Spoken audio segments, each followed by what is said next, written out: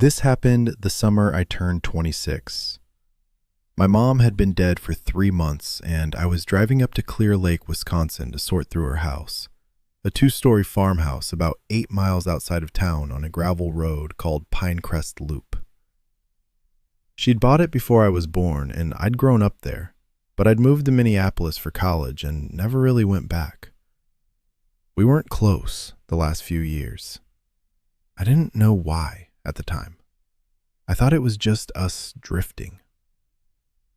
The plan was simple. Spend a week, box up what mattered, call an estate sale company for the rest, hand the keys to a realtor. I took the week off from my job at a property management firm, loaded my car with boxes and packing tape, and drove the 4 hours north on a Thursday afternoon. The house had been sitting empty since February. It smelled like dust and something faintly sweet when I unlocked the front door. Old house smell. I cracked a few windows, got the water running again, checked that the furnace still worked. Everything felt ordinary.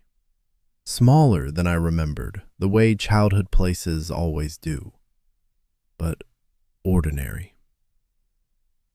I was going through the kitchen cabinets that first evening when my phone buzzed. A text from a number I didn't recognize. 608 area code. That's Wisconsin. It said, "You're at the house, aren't you? Don't go in the basement." I stared at it for a long time. I texted back asking who it was. No reply. I tried calling the number. It rang 7 times and went to a generic voicemail. I told myself it was a wrong number, a weird joke from someone who'd seen my mom's obituary and knew the address. Small towns are like that. People know things. I didn't think much more about it, and I definitely didn't think about the basement. I went to bed around 10. The house settles a lot at night. Old wood, old foundation, and I'd forgotten that. I lay in my mom's spare room listening to the ticks and groans, and eventually fell asleep. I woke up at 2:14 a.m. to a sound I couldn't place. It was rhythmic, low, coming from somewhere below me, like something being dragged slowly across a concrete floor. Stop. Then again. Drag. Stop. I sat completely still in the dark. The sound went on for maybe 30 seconds and then stopped. I told myself it was an animal. Raccoons get into old houses all the time. The foundation had cracks I'd noticed when I pulled in. I lay back down. I didn't sleep again. In the morning, I told myself I was going to open the basement door and look. I'd been avoiding it, I realized. I'd walked past it 4 or 5 times the night before without touching the handle. I stood in front of it with my coffee, and I noticed something I hadn't registered consciously. The door had a sliding bolt on the outside. Not a lock, a bolt. The kind you use to keep something in. It was brand new. The metal was bright, not oxidized like everything else in the house. I opened the door. Normal basement. Concrete floor, bare bulb on a pull chain, water heater in the corner. The old chest freezer my mom had kept down there for as long as I could remember. Boxes of Christmas decorations. A shelf of canning jars. Nothing moved. Nothing looked wrong. But the freezer was plugged in. I could hear it humming. I almost didn't open it. I pulled the lid and looked inside. It was full of folders. Ziploc bags stuffed with papers, photographs, and what looked like journals. Everything was sealed and labeled in my mother's handwriting. There had to be 40 or 50 bags in there, packed in neat rows like she'd been organized about it, like she'd planned it. I took the bags upstairs. I don't want to go into all of it. Some of it I'm still not ready to talk about. But here's what matters. My mother had a brother.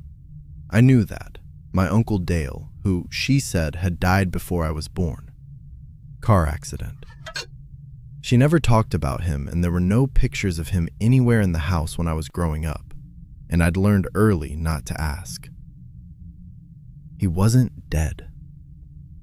The folders had letters, dozens of them, addressed to a facility in Racine, and responses. His handwriting changed over the decades. Some years it was lucid, and the letters were almost normal. Other years the handwriting was cramped and small and didn't make sense.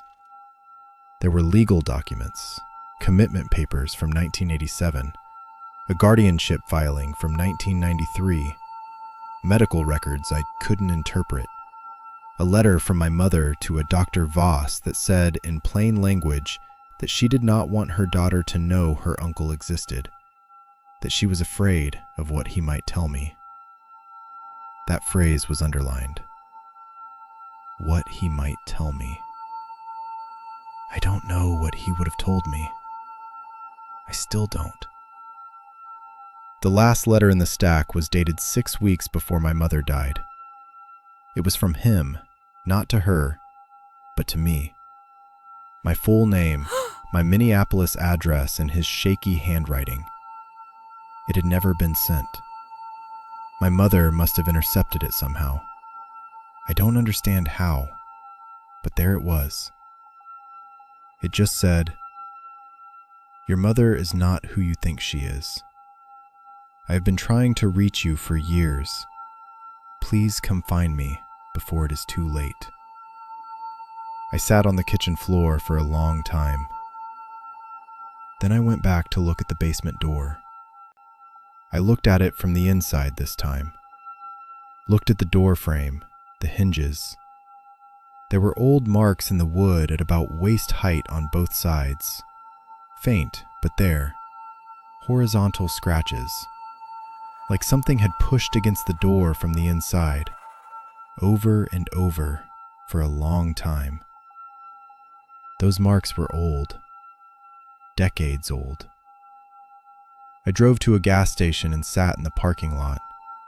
I called the number that had texted me the night before. It rang twice this time. A man picked up. He said my name. He asked if I'd found it. I asked who he was, and he said he'd been Dale's caseworker for 11 years. He said Dale had passed away in March, 3 weeks after my mother. He said Dale had been trying to reach me for most of my adult life, and my mother had blocked every attempt. He said he was sorry. He said he thought I deserved to know the truth, but that he didn't know all of it, and that whatever Dale had wanted to tell me had died with him. He hung up before I could ask anything else. I drove back to Minneapolis that afternoon. I left almost everything in the house. The estate company handled the rest. The realtor said the house sold in 2 weeks. I signed the paperwork by fax and didn't ask questions.